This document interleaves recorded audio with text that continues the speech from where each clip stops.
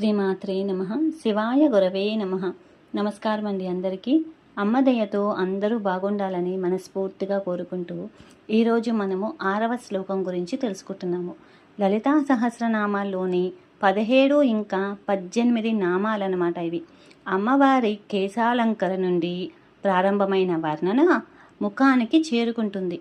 ఈ శ్లోకంలో అమ్మవారి కనుబొమ్మలు, కళ్ళు ఇంకా అమ్మ ముఖం నుండి ఉట్టిపడే ఐశ్వర్యము అంటే ప్రకాశం గురించి వివరించబడింది.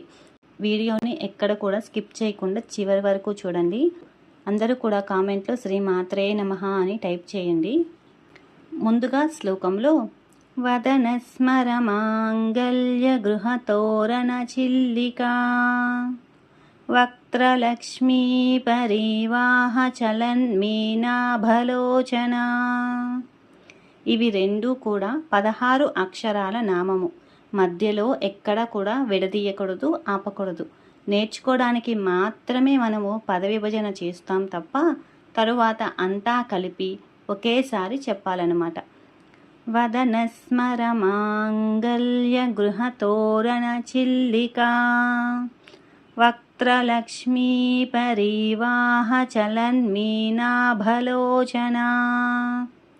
వదన స్మర మాంగళ్య గృహతోరణ చిల్లికా వక్త్రలక్ష్మీ పరివాహ చలన్మీనాభలోచన.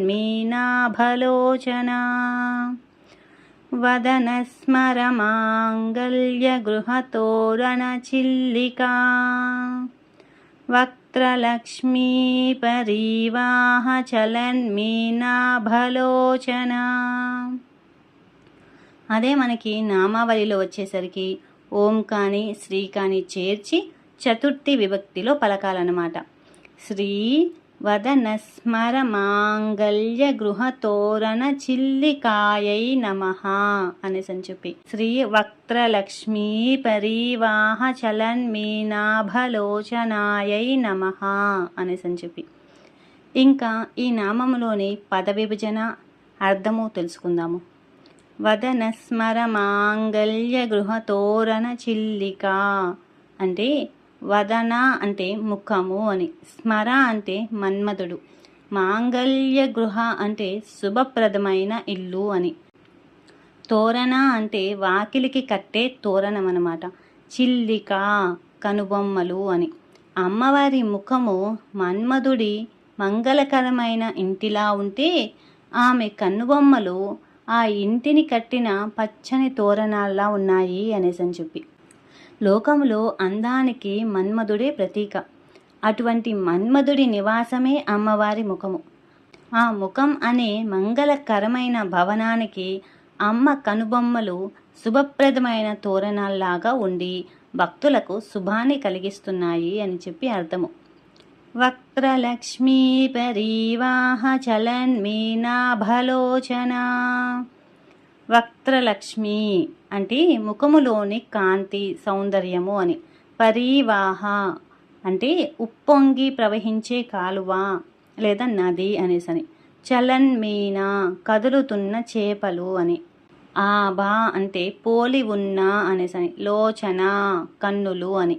అమ్మవారి ముఖము నుండి సౌందర్యము లేదా ఐశ్వర్యము ఒక ప్రవాహంలా ఉప్పొంగుతుంటే అందులో అమ్మ కళ్ళు కదులుతున్న చేపల్లా కనిపిస్తున్నాయి అని అర్థం అన్నమాట. అమ్మ ముఖ వర్చస్సు ఒక నిరంతర సౌందర్య ధార. చేప తన పిల్లలను వేరే ఆహారం ఇవ్వకుండా కేవలం తన చూపుతోనే పోషిస్తూ ఉంటుంది.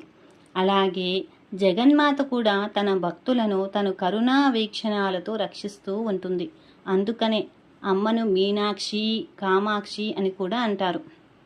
ఈ నామాలను భక్తితో స్మరించడం వల్ల భౌతిక ఇంకా ఆధ్యాత్మిక ప్రయోజనాలు కలుగుతాయని శాస్త్రాలు చెబుతున్నాయి. వక్త్రలక్ష్మి నామాన్ని స్మరించడం వల్ల ముఖములో ఒక విధమైన తేజస్సు, ప్రశాంతత లభిస్తాయి. అమ్మవారి కళ్ళు చేపల వలె భక్తులను నిరంతరం కాపాడుతూ ఉంటాయి కాబట్టి ఈ నామం పఠించే వారికి ఏవైనా ఆపదలు కలిగినప్పుడు అమ్మవారి రక్షణ లభిస్తుంది. అమ్మవారి కనుబొమ్మలను మంగళకరమైన తోరణాలుగా వర్ణించారు కదా. ఈ నామాన్ని పఠించే వారి ఇళ్లల్లో మంగళకరమైన కార్యాలు జరుగుతాయి. అమ్మవారి సౌందర్యాన్ని ధ్యానించడం వల్ల మనసులోని ఆందోళనలు తొలగి ఏకాగ్రత అనేది పెరుగుతుంది. అమ్మవారి రూపం కేవలం బాహ్య సౌందర్యం మాత్రమే కాదు, అది అనంతమైన కరుణకు ప్రతిరూపము. వదనస్మర మాంగళ్య అని మొదలయ్యే ఈ నామాలు మన హృదయంలోని అజ్ఞానమనే చీకటిని తొలగించి జ్ఞాన ప్రకాశాన్ని నింపుతాయి. జగన్మాత తన చల్లని చూపులతో మనల్ని ఎల్లవేళలా కాపాడుతూ సన్మార్గంలో నడిపించాలని మనమందరం కోరుకుందాం. శ్రీ లలితాదేవి అనుగ్రహము మీకు, మీ కుటుంబానికి ఎల్లప్పుడూ ఉండాలని మనస్ఫూర్తిగా కోరుకుంటూ శ్రీమాత్రే నమః. శివాయ గురవే నమః. సర్వం శ్రీ లలితార్పణమస్తు.